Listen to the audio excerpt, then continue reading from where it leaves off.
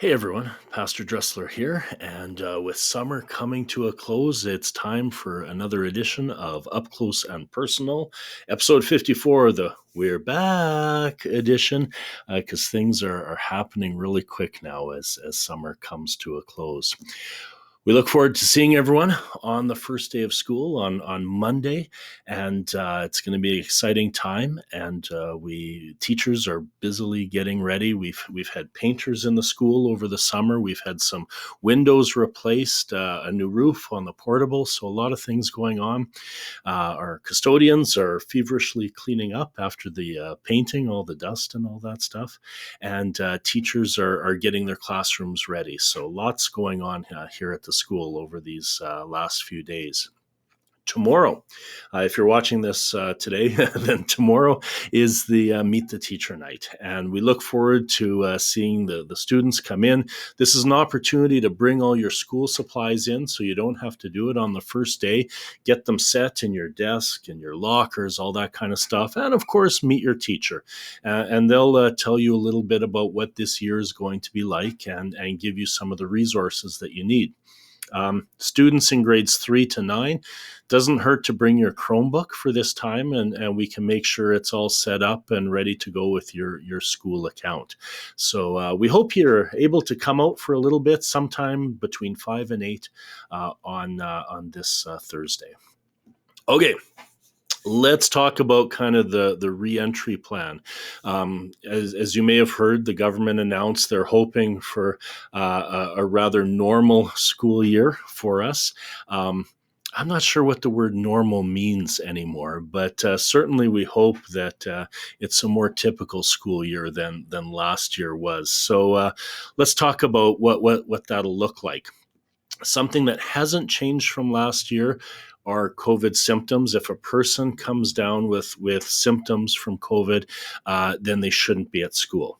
Okay, so that hasn't changed. The symptoms are still the same, and you know the idea of not being near others while you have those symptoms are the same. So if a person comes down with those symptoms, they should contact Alberta Health Services and follow the guidelines there. And that usually involves 10 days of isolation or getting a COVID test and finding out that's negative. And then if the symptoms are gone, you can come back. Likewise, if someone develops symptoms while at school, then they'll be sent home. And it doesn't matter whether it's a student or a teacher. If you develop symptoms while at school, then we want you to leave so that those symptoms aren't spread with others. Okay. Some things that have changed: masks are no longer required.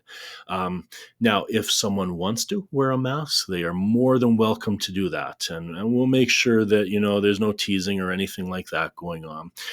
We understand that many students have come from different family backgrounds with considerations dealing with health. They might have someone in their house who is elderly, has a compromised immune system, what have you. So we have to be very aware of that students come from different backgrounds, and for those reasons, they may want to continue wearing a mask, and that's perfectly fine. I know some of our teachers, when they're working in close contact with students, are going to consider putting a mask on for those times, and that's great, that's fine. But masks are no longer required. Now, this may change if numbers go up, so we'll keep an eye on that, and I'll talk about that in a couple minutes.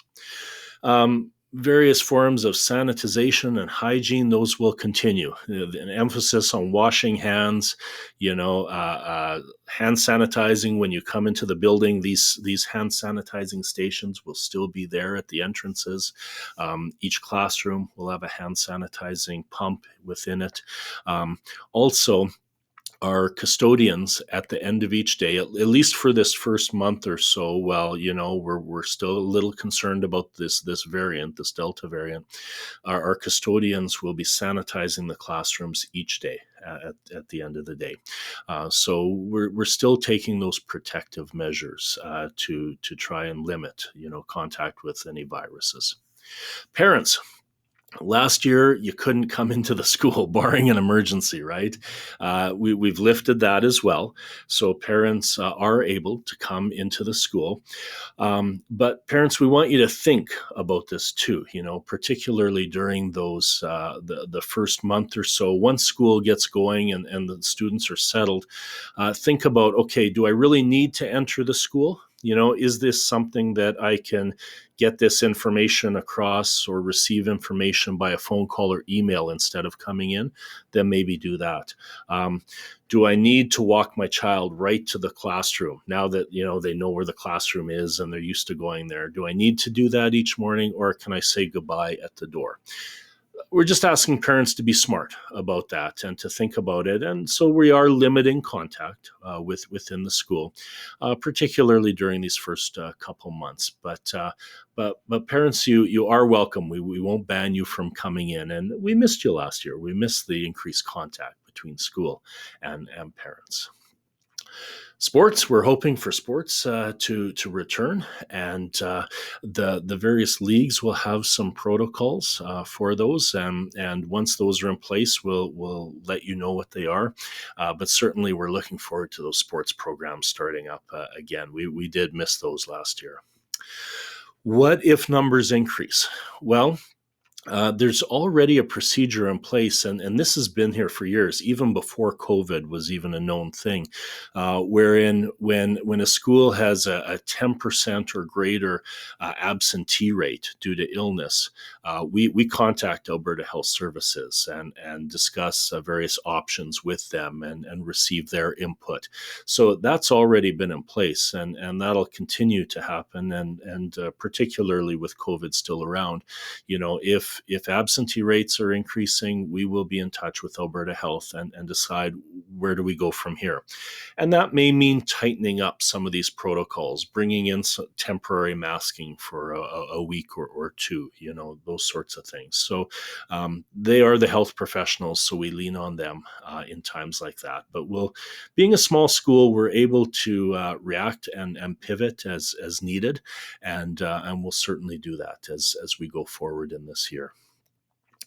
Well, everyone, we're looking forward to getting the year started, and we can't wait to have students back in class and getting things going again. It's always an exciting time of year. So God bless you as you finish up your preparations for school to begin.